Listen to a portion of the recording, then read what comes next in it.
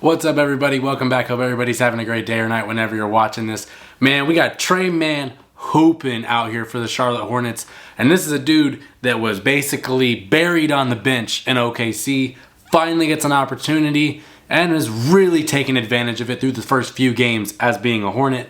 I want to talk about Tre Mann and maybe where he could go and how good he's been these few games, and let's just get into it, right? If you're new to the channel, please subscribe. If you enjoy this kind of content, please like the video. But Tre Mann looks like a really quality NBA guard.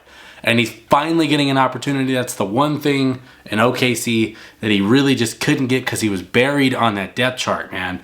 They were, you got Shea, you got Giddy, you got J-Dub, they just drafted Case and Wallace. A lot of really good guards on that team. It's hard to get PT. It really is. It's just that's just the way it is. Got a lot of good players on that side.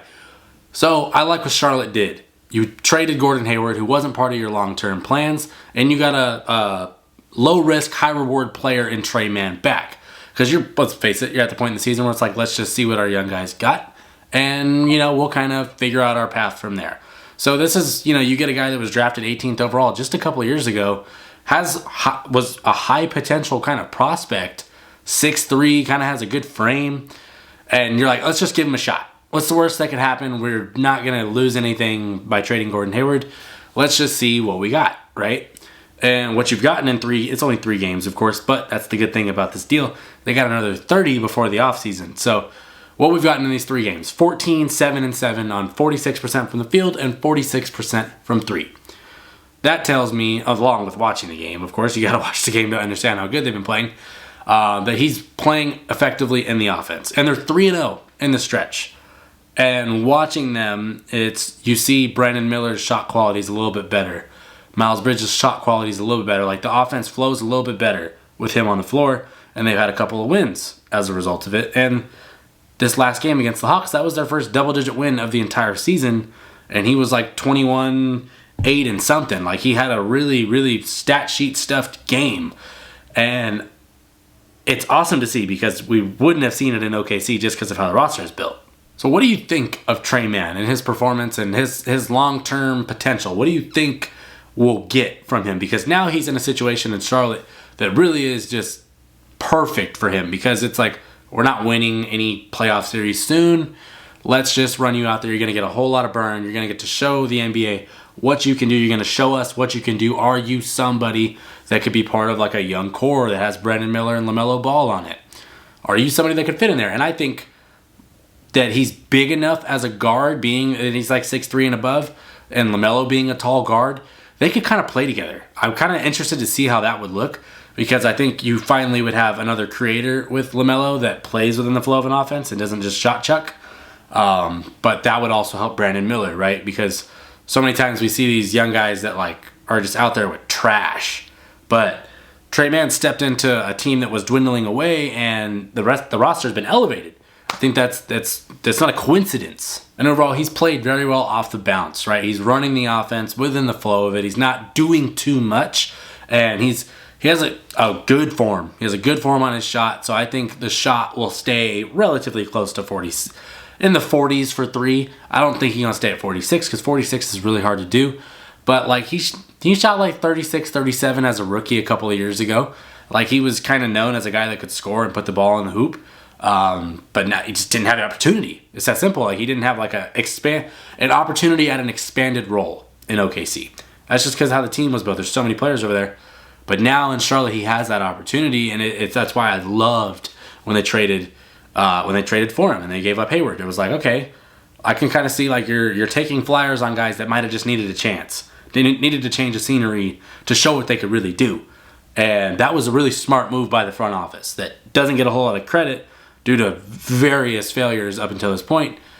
But ultimately, like, the last couple of drafts, they done all right. Like, they done pretty solid. And now you located another player that might have just needed an opportunity, and in a few games with you has shown, yeah, I just kind of needed an opportunity at a good role, at a big role on the team. And they played good basketball with him leading it all.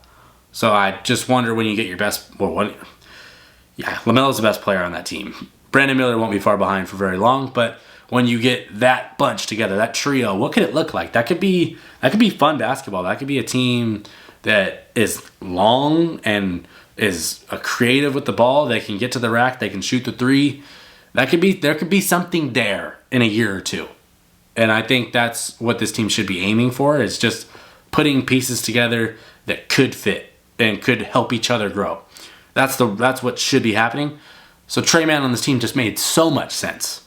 But I get kind of excited for, like, not as a basketball fan particularly, but for, like, Hornets fans. It's been so dark and so gloomy. Now we got LaMelo. We know how good he is and can be. Brandon Miller's really been killing it the last 6-8 weeks. Let's just go 6 weeks. But he's just been hooping lately, right? So you got those two as your franchise cornerstones. Then we make this trade for trading a guy we didn't really even care for anymore in Gordon Hayward. And we got this guy, Tre Mann, that didn't have a chance really before to really show his skill set and show what he could do. And he's like hooping out there. He's like putting on a show. You got the Hornets announcers, who are like the best in the game, by the way. You got them chanting, yelling, "Shoot it!" when he's 30 feet from the rim. So, like, that is stuff that, like, is fun. It's fun. It's good. It's good to see for that team, that fan base. And Tre Mann, particularly, it's good to see for him, because he came into the league as this kind of, like, high potential guy. We just didn't quite know what he was going to be. And through a few games in Charlotte, he's looked like at the very least, a quality NBA guard. That's what he's looked like in those few games. Now, will that translate over the next 30 games to finish the season? I hope so. I think it has a very high chance of doing so, because he's a good player. Like, he has talent, and it just mattered about getting in the situation that was going to allow him to show his talent. Now, I'm not saying that this is going to make the Charlotte Hornets a major contender, or I'm not doing any of that. None of that. I'm just saying that this is going to make them watchable. And they have a fun potential trio in LaMelo, Tre, and Brandon Miller. Like, things could get really good depending what they do with the rest of the team. But ultimately, I just like that Tre Mann got a shot finally and has shown that this is why I deserved a chance all along. But let me know in the comments what you're thinking about Tre Mann as a Hornet, as a whole. What do you think he can be? I think he's really hard to, like, measure, because it's only been a few games, right? So you can't just be like, oh, he's going to be an all-star. Can't really do that. You need to see more. But you can say, like, okay, like, I've seen a few games. That looks like possibly a quality NBA guard at the very least.